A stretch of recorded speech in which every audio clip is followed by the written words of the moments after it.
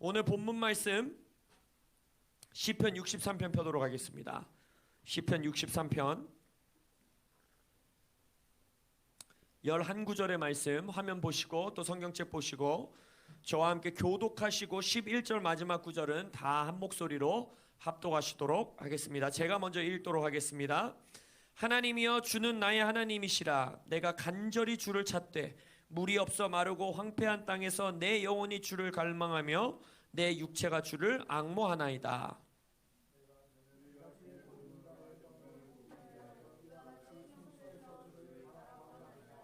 주의 인자하심이 생명보다 나음으로 내 입술이 주를 찬양할 것이라.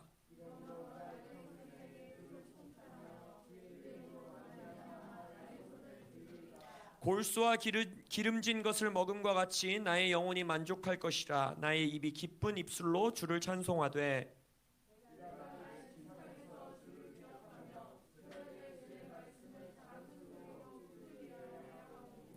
주는 나의 도움이 되셨음이라. 내가 주의 날개 그늘에서 즐겁게 부르리이다.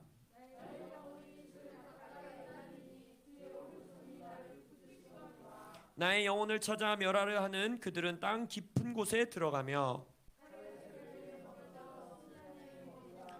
마지막 구절 다 같이 시작. 왕은 하나님을 즐거워하리니 주께 맹세한 자마다 자랑할 것이나 거짓말하는 자의 입은 막히리로다. 아멘.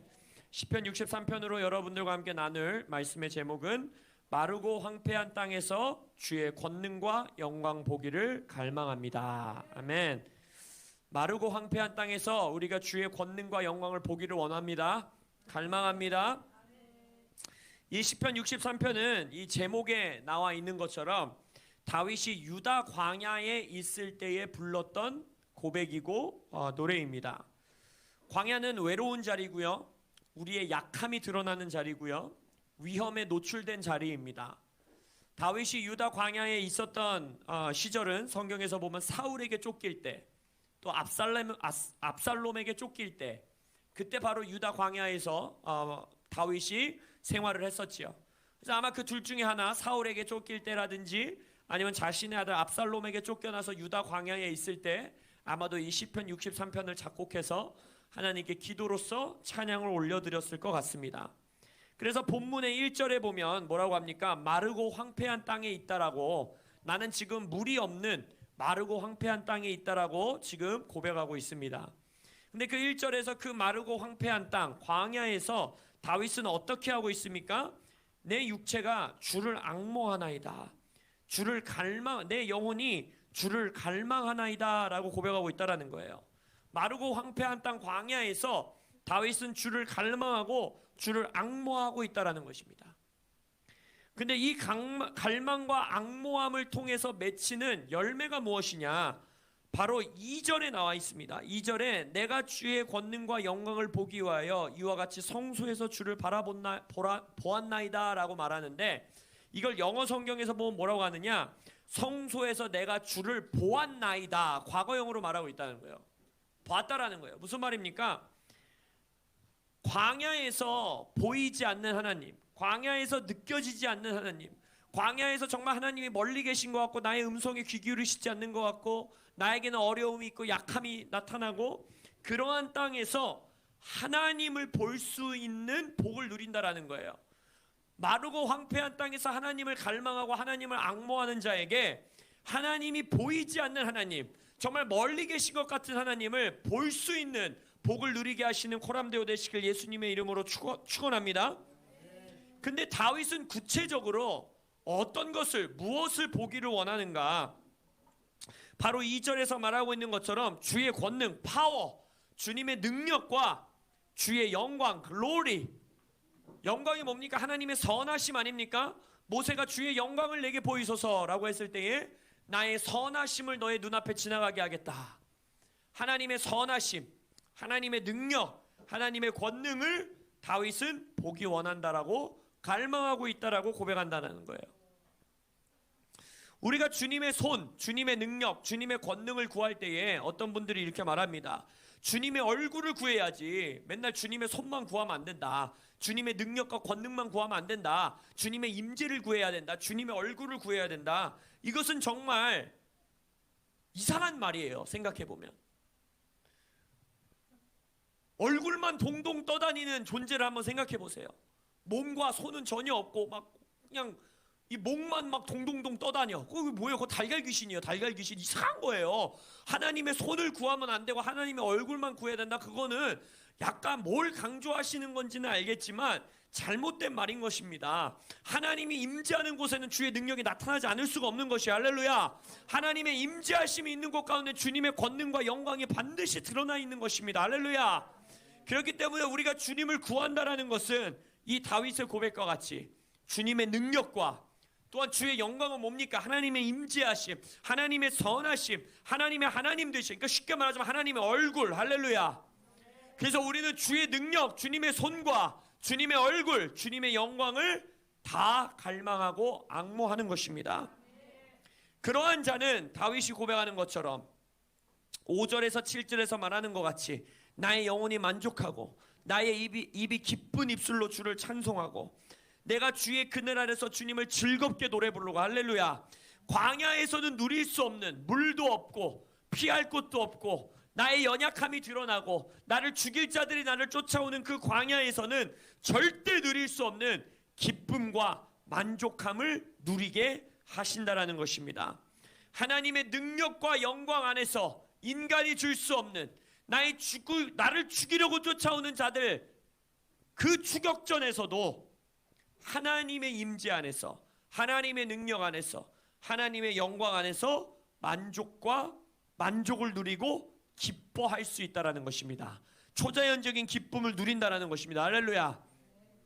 그러한 자의 고백은 무엇입니까?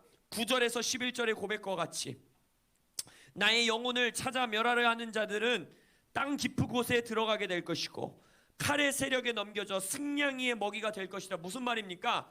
궁극적으로 하나님께서 나에게 승리를 허락하실 것을 선포하는 거예요. 하나님께서 나를 승리케 하실 것을 노래하는 것입니다. 그래서 주님께서 그 광야에서 마르고 황폐한 땅에서 주님을 갈망하는 자, 하나님의 권능과 하나님의 영광을 앙모하는 자, 그들에게 그 광야에서 누릴 수 없는 기쁨을 누리게 하실 것이고 만족을 누리게 하실 것이고. 할렐루야. 그리고 여러분에게 승리를 허락하실 것입니다. 근데 우리가 이 시편에 대해서 매주 배워나가면서 이 모든 것을 내가 율법적으로 접근하면 안 된다고 했어요. 기억하십니까? 물론 이 말씀을 보고 다윗이 고백한 것처럼 우리 또한 그 고백으로 나가야 됩니다. 여러분이 광야의 시즌에 있을 때 주님, 내가 주를 갈망합니다. 주를 앙모합니다. 주님의 능력을 보기 원합니다. 주님의 영광을 보기 원합니다. 기도하고 금식하고 예배하고 하나님 앞에 나아가고 시간을 따로 구별해서 주님 앞에 기도하고 그 모든 것이 필요해요. 그러나 우리는 거기서 멈춰서는 안 된다는 것입니다. 우리는 한 단계 더 나아가야 돼요. 바로 무엇이냐? 모든 시편은 우리가 그리스도에 관한 노래라 했습니다. 할렐루야. 모든 시편은 우리가 그리스도 안에서 고백하는 노래요, 기도요, 예배인 것입니다. 그래서 이 노래를 정확하게 알기 위해서는 11절을 보셔야 돼요. 11절에 세 등장인물이 나타납니다. 첫 번째는 왕이 나타납니다. 왕은 하나님을 즐거워한다 하였어요. 그다음에 두 번째 등장인물은 주께 맹세한 자들이 나타납니다. 주께 맹세한 자들은 자랑한다 하였습니다. 그리고 세 번째는 거짓말하는 자가 나타납니다. 거짓말하는 자는 입이 막힐 거라 말합니다. 그럼 예상할 수 있다시피 왕은 누구겠어요? 예수님. 주께 맹세한 자는 누구겠습니까? 우리. 광야의 땅에서 거짓말하는 자가 되시지 않기를 예수의 이름으로 축복합니다. 입이 꽁꽁 막혀버리는 자가 아니라 하나님을 즐거워하는 왕 앞에서 주께 맹세하는 자, 언약하는 자들이 되시길 예수 이름으로 축복합니다. 바로 이 앞에서 다윗이 고백했던 노래와 같이 첫 번째, 예수님이 바로 우리의 왕 되신 예수님이 바로 궁극적으로 광야와 같은 인생 가운데서 오직 하나님만 갈망하고 하나님만 앙모하신 분이라는 것입니다. 예수님의 광야에서의 고백 기억하십니까? 아버지여 아버지여 왜 나를 버리셨습니까?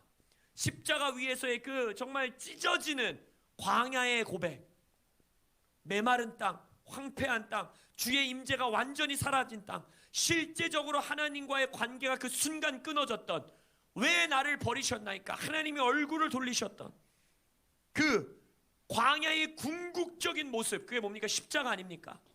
그 십자가의 자리에서, 광야의 자리에서 예수님은 어떻게 고백하십니까? 아버지여 내 영혼을 주께 맡기나이다.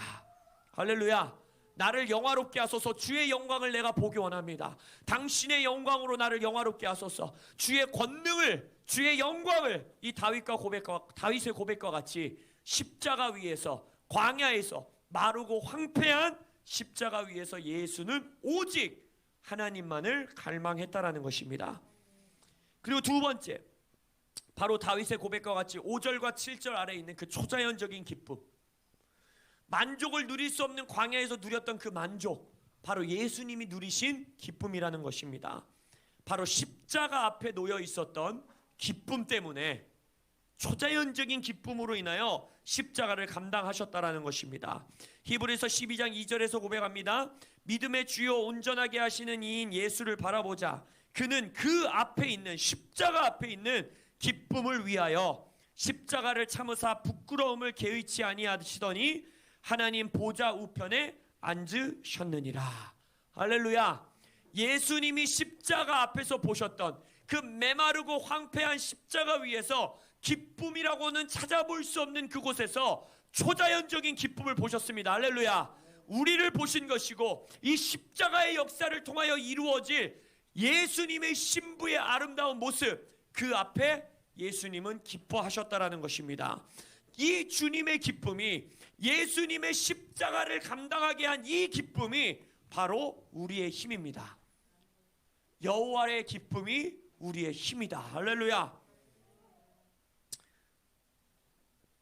바로 기쁨과는 정말 멀어 보이는, 기쁨이란 단어와는 전혀 어울리지 않는 이 십자가에서의 기쁨으로 인하여, 그 예수 그리스도의 기쁨을 우리가 누림으로 인하여 우리는 광야에서도 만족을 누리며 초자연적인 기쁨을 누릴 수 있는 것입니다.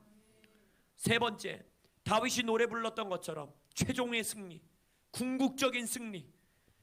예수님께서는 하나님을 향한 갈망과 자신의 앞에 놓였던 십자가의 기쁨으로 인하여 최종 승리를 얻으셨다라는 것입니다. 그래서 이 시편 63편의 기도는 어디서 완성되느냐? 바로 그리스도 안에서 완성되는 것입니다. 우리 안에서, 광야에서, 십자가에서 오직 하나님만을 갈망했던 그리스도가 우리 안에 살아계시며, 할렐루야. 기쁨은 찾아볼 수 없을 것 같은 마르고 황폐한 십자가 위에서, 우리의 광야 가운데에 자신의 앞에 놓였던 기쁨을 바라보았던 예수가 우리 안에 살아계시며, 할렐루야. 그 기쁨과 갈망으로 인하여 궁극적인 최종 승리를 얻으신, 할렐루야, 그 예수님의 승리가 우리 안에 살아있다라는 것입니다. 그래서 우리는 시편 63편으로 기도할 수 있는 것입니다. 그렇기 때문에 마르고 황폐한 땅에서 나에게 소망이 보이지 않고 기쁨이 느껴지지 않고, 이 시편 63편 1절에서 말하는 것처럼 물이 없어서 나의 목이 쩍쩍 마르는 것 같고, 목마른 사슴과 같이 내가 혀를 쭉 내밀고 마치 죽기 직전까지 갔을 때에도 예수 안에서 우리는 주를 갈망하는 것입니다. 할렐루야. 예수를 통하여 예수님의 기쁨으로 우리는 광야 땅에서 기쁨을 누리는 것입니다. 그리고 궁극적으로 그 광야 땅에서 우리는 승리를 얻을 것입니다. 이것이 우리의 기도의 능력이요, 기도의 계시요, 예수 그리스도 안에서 완성되는 우리의 기도임을 믿습니다. 기도하실 힘이 나십니까? 나의 노력과 나의 율법과 같은 노력으로 그래 기뻐해야지, 그래 갈망해야지, 내가 하나님만 바라봐야지, 이것도 너무 귀하지만, 우리가 행해야 하지만 이것으로는 완성될 수 없는 기도인 걸 아시겠어요? 이 시편 63편은 우리의 노력으로 이룰 수 있는 차원의 기도가 아닌 것입니다. 오직 그리스도 안에서, 할렐루야, 오직 그리스도를 통하여, 할렐루야, 이 기도는 우리 안에서 열매 맺게 될 것입니다. 남아있는 시간 그렇게 기도하시다 그리스도 안에서 기도하시고 그리스도를 통하여 기도하시다가 돌아가시도록 하겠습니다. 아멘.